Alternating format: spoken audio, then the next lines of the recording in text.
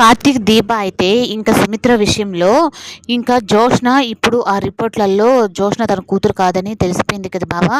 ఇప్పుడు తను ఏంటి నెక్స్ట్ స్టెప్ చేస్తుంది, ఒకవేళ మా అమ్మని చంపేస్తుందా అని చెప్పని ఇంకా దీప అయితే బాధపడుతూ ఉంటుంది.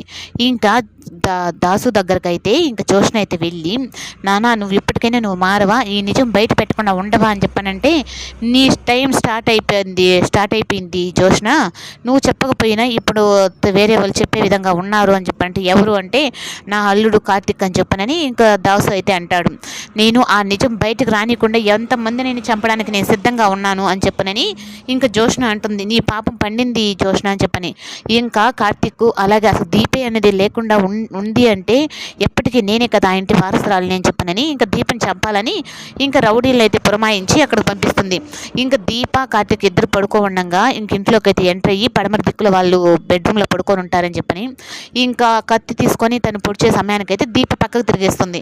ఇంకా అలా తిరగడంతో వెంటనే తనని చూసి ఇంకా పట్టేసుకొని బావా అని చెప్పి నన్ను అరవంగా ఇంకా కార్తిక్ అయితే వెంటనే లేచి తనని కొట్టి పట్టుకోవాలి, అసలు ఎవరు పంపించారు అని తెలుసుకునే సమయానికి ఆ రౌడీ అయితే వెళ్ళిపోతాడు. ఇంకా తనని కూడా చాలా దూరం వరకు పరిగెత్తుకుంటూ వెళ్తాడు.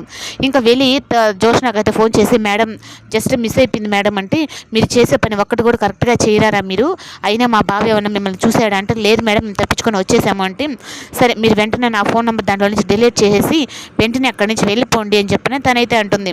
ఇంకా కార్తిక్ అయితే మాత్రం ఇదంతా నువ్వు ఏదో చేస్తున్నావులే అని చెప్పి అనుకుంటే నువ్వు ఆఖరికి మనుషుల ప్రాణాలు తీసేంత వరకు వస్తావా జోష్న, వస్తున్నాను నీ దగ్గరికి అని చెప్పినని ఇంకా వెంటనే అక్కడికైతే వెళ్తాడు.